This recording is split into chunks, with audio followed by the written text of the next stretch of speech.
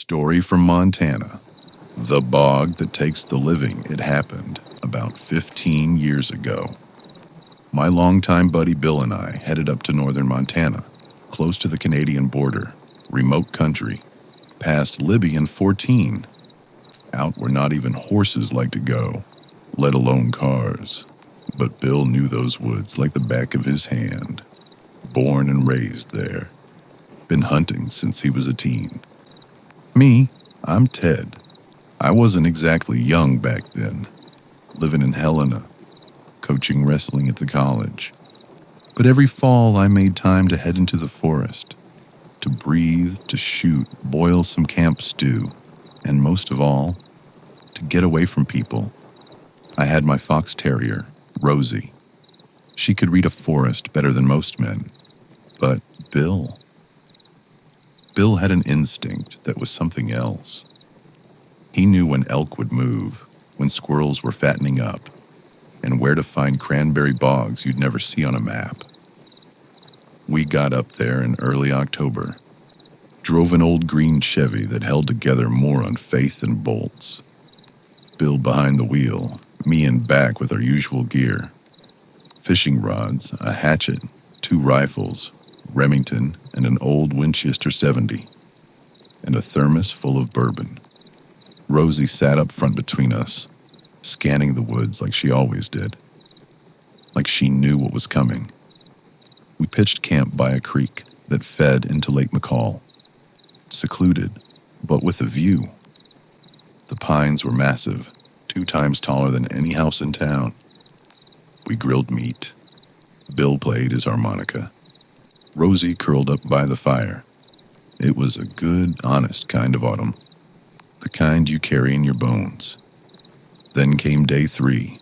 That morning, frost still on the ground, we set out toward an old logging patch where elk were said to roam. Deep in the brush, that's where we found it. A square. Not a puddle, not a bog, but a perfect square of bright green grass tucked among pine needles and deadfall. It looked too neat, too clean, like someone laid down a strip of golf course sod in the middle of nowhere. I tossed in a stick. It vanished, not sunk, gone. I stepped closer, shoved a dry branch in deep. It disappeared too, yanked it downward like it was being pulled. We tried more, same result.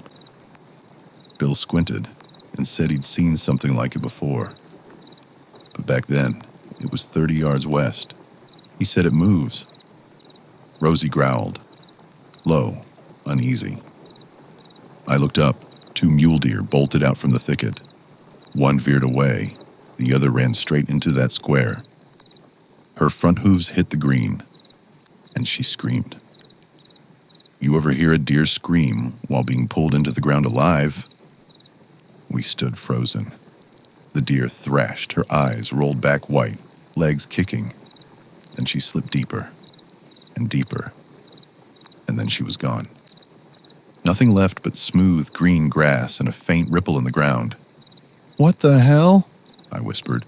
Bill was dead silent. Rosie pressed up against my leg. We didn't hunt that day. Back at camp, we sat by the fire, drinking bourbon in silence.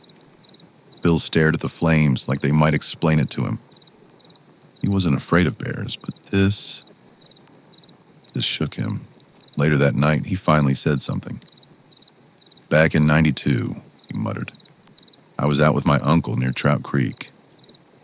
Found a circle of grass like that. Thought it was some sinkhole.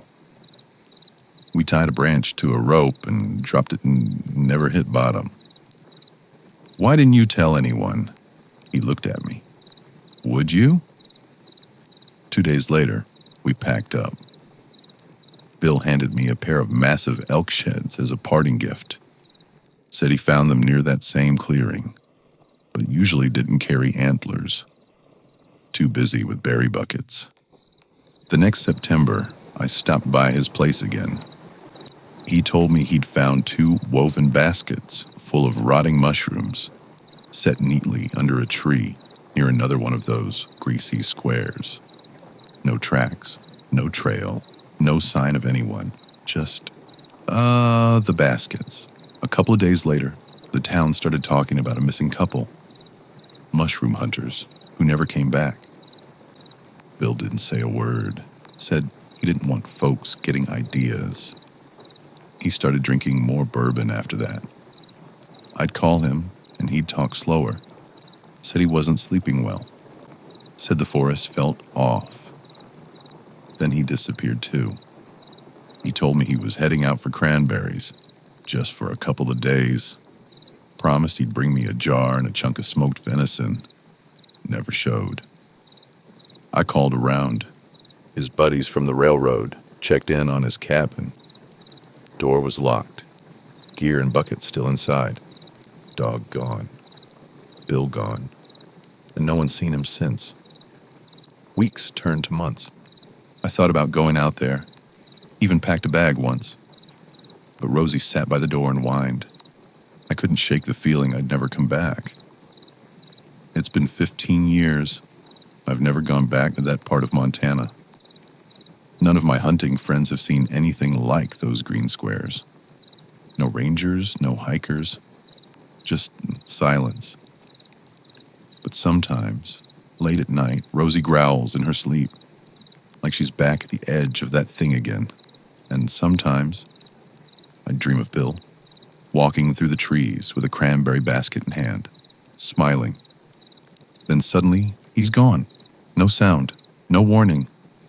I wake up and can't sleep until the sky starts turning gray. If you made it this far, thank you. Not many folks listen to stories like this anymore. Most scroll past, chuckle, call it made up. Maybe it is. Maybe it ain't. But if this tale made you pause, even for a second, do me a small favor. Hit that like button. Subscribe to the channel. I've got more stories waiting by the fire. And ring that bell if you want to hear the next one when it drops. And if you're hungry for more, follow the link in the description. There's a whole backwoods worth of true, strange, and wild tales waiting for you. Don't stray off the trail, friend. Ted.